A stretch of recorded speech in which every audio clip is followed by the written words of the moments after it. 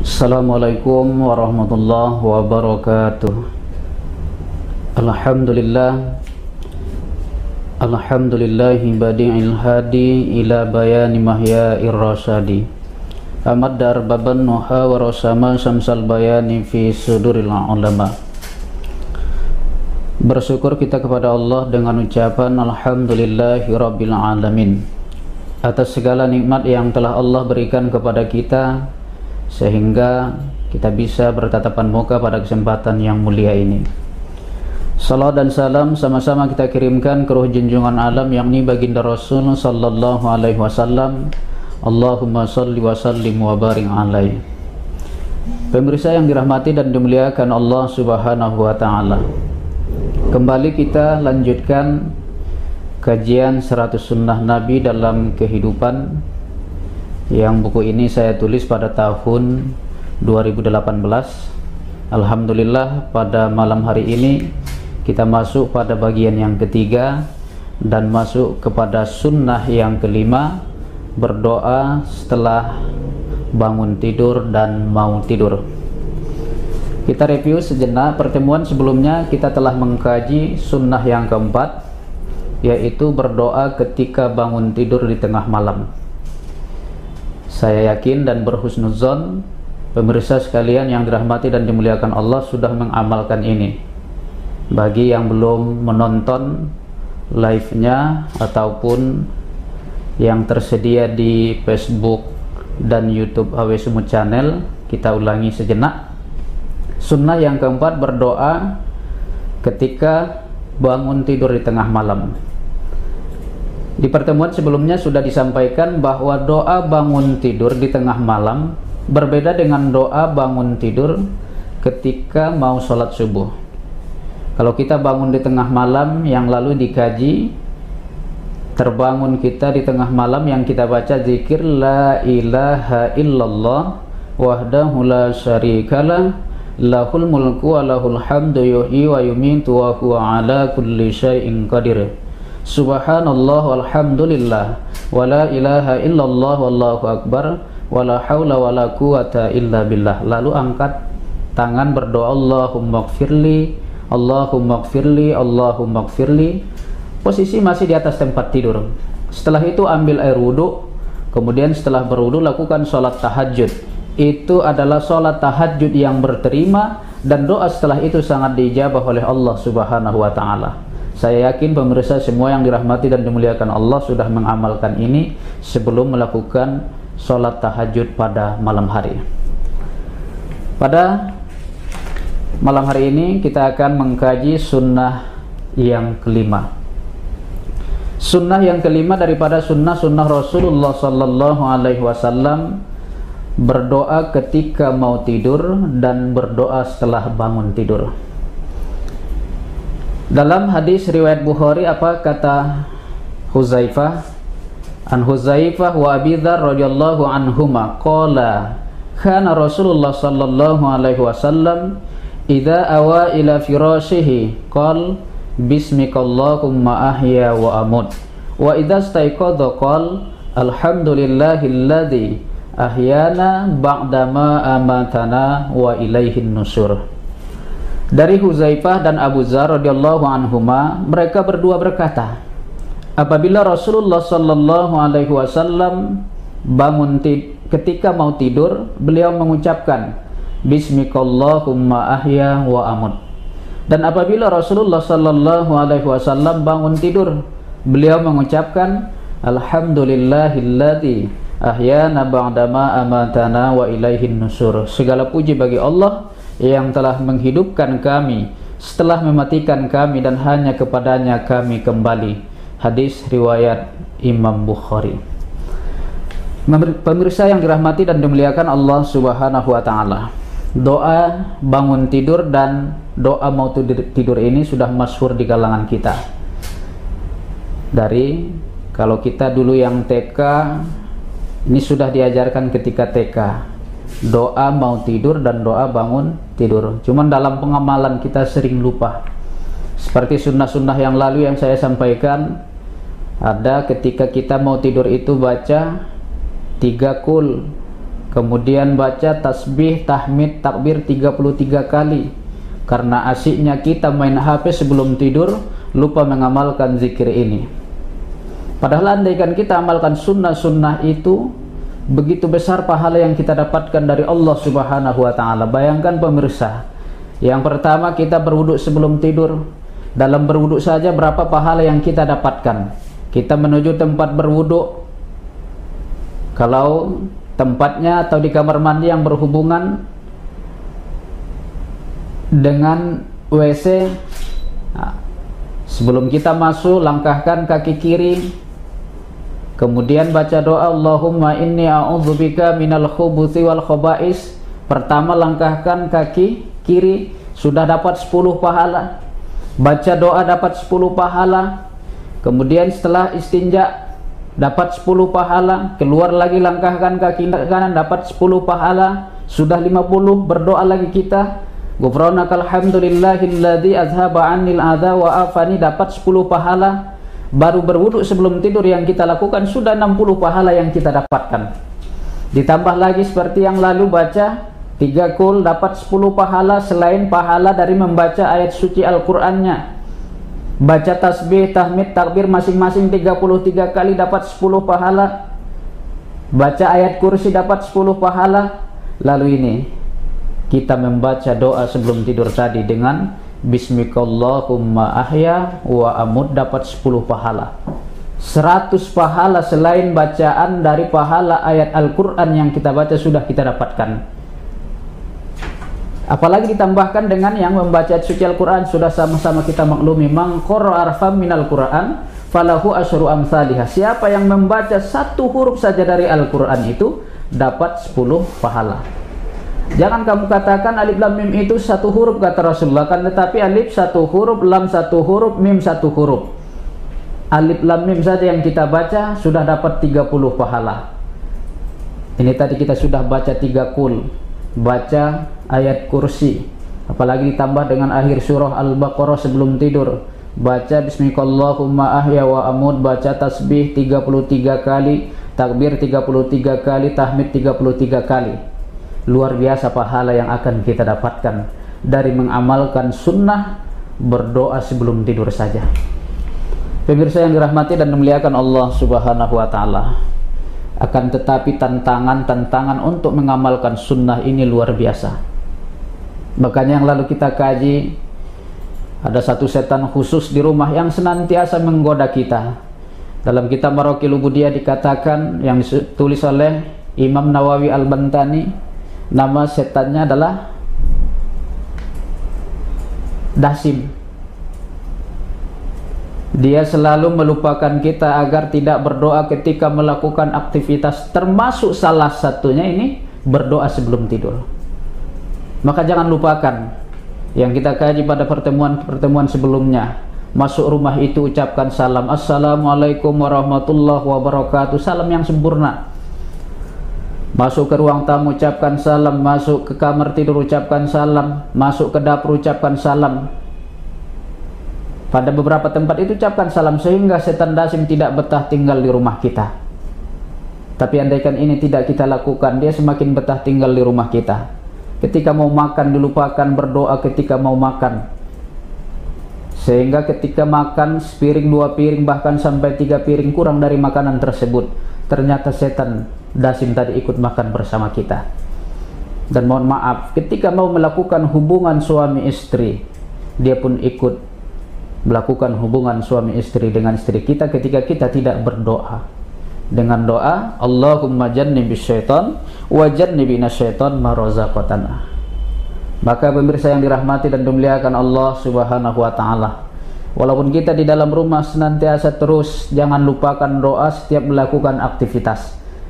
Sudah ada doa-doa tertentu, ketika mau makan ini doanya, mau tidur ini doanya, mau masuk kamar mandi ini doanya, ketika mau memakai pakaian ini doanya, ketika mau melakukan hubungan ini doanya. Semua sudah ada ketentuan, sehingga dengan melakukan zikir dan doa-doa tersebut, setan Dasim tadi tidak betah tinggal di rumah kita.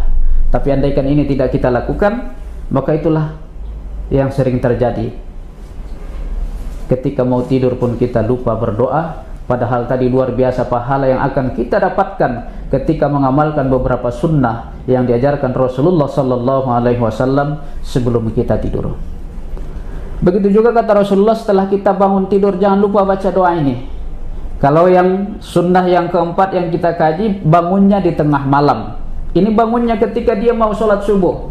Ini yang dibaca, Alhamdulillahilladzi ahyana ba'dama amatana wa ilaihin nusur. Pemirsa yang dirahmati dan dimuliakan Allah Subhanahu wa taala. Ini sunnah yang kelima, berdoa mau tidur dan berdoa setelah bangun tidur. Doa mau tidur, Bismikallahumma ahya wa amut. Doa bangun tidur, Alhamdulillahilladzi ahyana ba'dama amatana wa ilaihin nusur. Kemudian sunnah yang keenam daripada sunnah-sunnah Rasulullah sallallahu alaihi wasallam, istinsyak setelah bangun tidur. Bersumber daripada hadis Abi Hurairah dalam riwayat muttafaqun alaih, apa kata beliau? Idza staiqaza ahadukum min manamihi falyastanfir salatan fa inna syaitan yabitu ala khaysumihi, muttafaqun alaih. Kata Rasulullah sallallahu alaihi wasallam, apabila seorang di antara kamu bangun dari tidur, maka hendaklah dia menghisap air ke dalam hidungnya, kemudian dihembuskan keluar, karena setan tidur di dalam rongga hidung itu. Hadis riwayat Bukhari dan Muslim. Istinsyak kita lakukan ketika mau wudhu, tapi terkhusus untuk sholat subuh kata Rasulullah, lakukan istinsyak.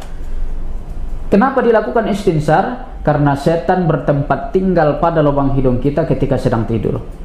Sedangkan corong hidung kita ini langsung berhubungan ke hati. Sehingga apabila kita tidak istinsar di pagi hari, kalau bangun itu ketika mau sholat subuh, wudhu kita mau sholat subuh, setan itu tetap terus berada pada lubang hidung kita. Sehingga dia semakin mudah mengganggu, menggoda kita sedang sholat maupun di luar sholat. Sampai kita tidur lagi, nanti dia tetap di situ. Bangun lagi, tidur lagi, bangun lagi, tidur lagi. Tetap pada lubang hidung kita ketika kita tidak melakukan istinsar tadi kata Rasulullah sallallahu alaihi wasallam. Perbedaan antara istinsar dengan istinsar yang merupakan sunnah wudhu ini adalah, kalau istinsar dalam berwudhu hirup air kemudian biarkan dia keluar sendiri dari hidung. Tapi kalau istinsar ini hirup air dihembuskan, hirup dihembuskan. Lakukan sebanyak 3 kali kata Rasulullah sallallahu alaihi wasallam. Sehingga tadi setan yang bertempat tinggal pada lubang hidung kita ketika sedang tidur hilang. Tapi andaikan ini tidak kita lakukan, dia terus tetap di situ sampai kita tidur, bangun lagi, tidur lagi. Kalau setahun tidak pernah melakukan istinsar, setahun setan itu pada lubang hidungnya. 2 tahun, 3 tahun, bahkan mungkin ada di antara kita yang sudah puluhan tahun. Tapi jangan nanti ibu atau bapak periksa depan cermin. Mana yang dibilang ustadz itu ya setan yang di lubang hidung?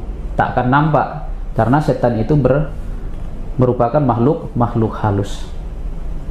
Tapi pada hakikatnya kata Rasulullah, dia tetap terus pada lubang hidung kita ketika kita tidak istinsar di pagi hari.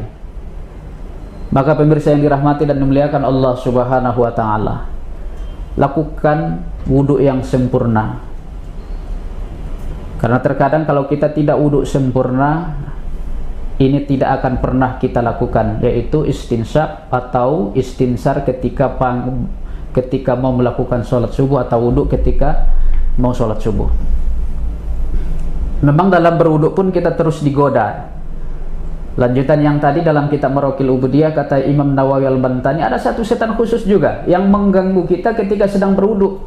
Kalau tadi ketika kita di rumah ada setan dasim, ketika kita dalam berwudhu itu ada setan walhan, terus membisikkan sehingga kita tidak berwudhu sempurna.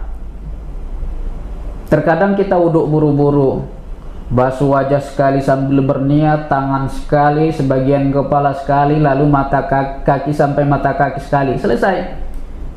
Memang dalam kajian fikih ini sudah sah, sudah melengkapi rukun, tapi kesempurnaan wudhu belum didapatkannya.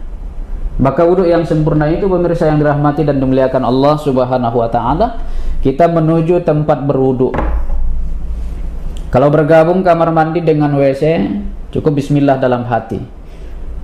Tapi kalau terpisah, baca bismillahirrahmanirrahim, lalu basuh dua tangan, berkumur-kumur, istinsyak. Tapi khusus sholat subuh, istinsar, air dihirup melalui hidung kemudian dihembuskan, baru basuh. Setelah melafazkan niat, nawaitul wudu'a li raf'il hadatsil asghari fardhon lillahi ta'ala, sampai air ke wajah lalu berniat. Basuh wajah 3 kali, tangan sampai siku 3 kali, seluruh kepala 3 kali, telinga 3 kali, kaki sampai mata kaki 3 kali, lalu menghadap kiblat. Baca doa asyhadu an la ilaha illallah wahdahu la syarikalah wa asyhadu anna muhammadan abduhu wa rasuluh. Allahumma ja'alni minat tawabin wa ja'alani minal mutatahhirin wa ja'alani min ibadikas salihin.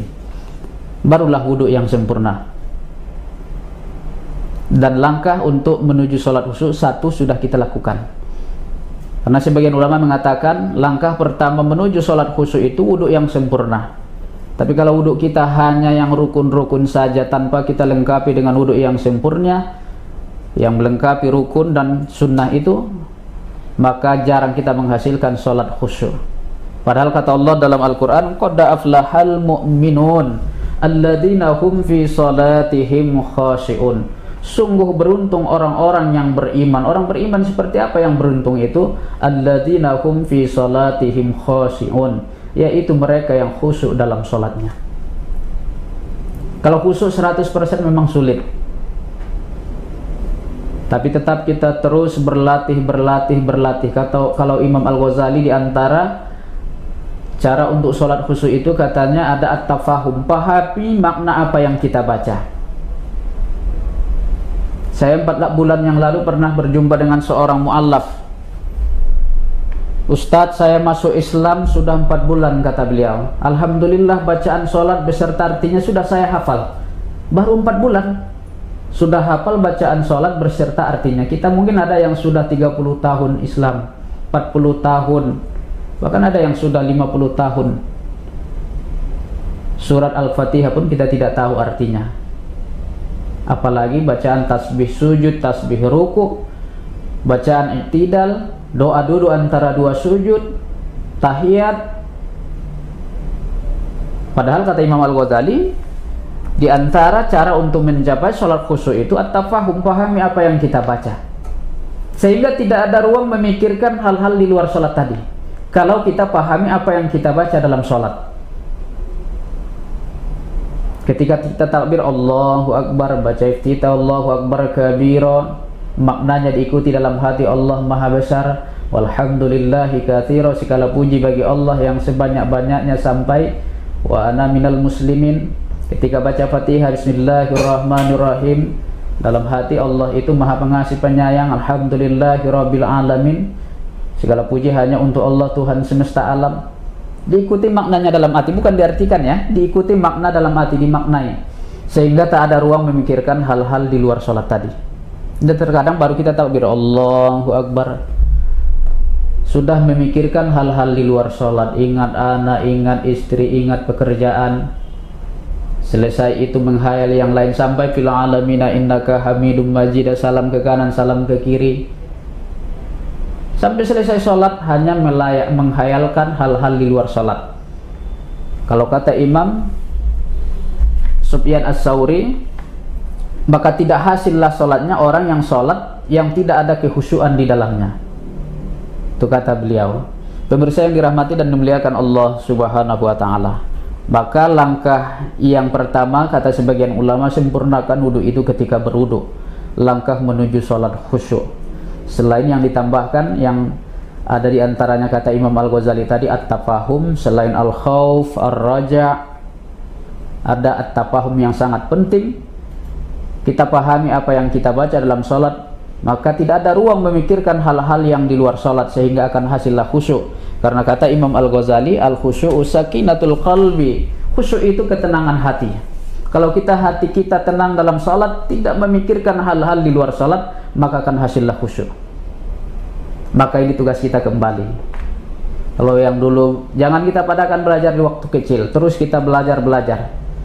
Jangan kita merasa salat kita sudah bagus, tetap kita terus belajar. Baca kembali tuntunan salat, pahami makna apa bacaan salat itu.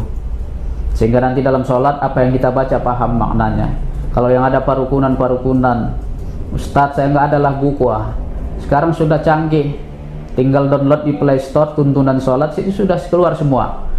Dari kita takbir ada bacaannya sampai salam, dan ada juga artinya. Sehingga kalau kita sudah bisa salat dengan memahami apa yang kita baca, insya Allah akan hasillah khusyuk. Dan orang-orang yang beruntung itu, kata Rasulullah, dari orang-orang yang beriman adalah orang yang khusyuk dalam salatnya. Pemirsa yang dirahmati dan dimuliakan Allah Subhanahu wa taala, ini sunnah yang keenam, istinsyak setelah bangun, dan istinsar yang lebih ditekankan karena kata Rasulullah, karena setan bertempat tinggal pada lubang hidung kita ketika sedang tidur. Pemirsa yang dirahmati dan dimuliakan Allah Subhanahu wa taala, kita ulangi kembali dari sunnah yang pertama ya, biar lebih mengingatkan kita. Karena kuncinya apa gunanya kita nanti bahas sampai beberapa sunnah sementara yang lalu belum kita amalkan. Dan sudah saya sampaikan di awal, mengamalkan sunnah ini, kita amalkan, kita ajarkan, luar biasa pahala yang kita dapatkan. Orang yang kita ajarkan itu mengamalkan sunnah ini, maka kita akan mendapatkan pahala tanpa dikurangi pahala orang yang mengamalkan tersebut. Yang pertama, yang lalu sunnah yang pertama berwudu sebelum tidur. Kemudian yang kedua, membaca Qul huwallah, Qul a'udzu birabbil falaq, Qul a'udzu birabbin nas sebelum tidur. Kemudian hembuskan ke tangan, lalu sapukan dari kepala, wajah, badan bagian depan, dan mana saja yang dapat dijangkau.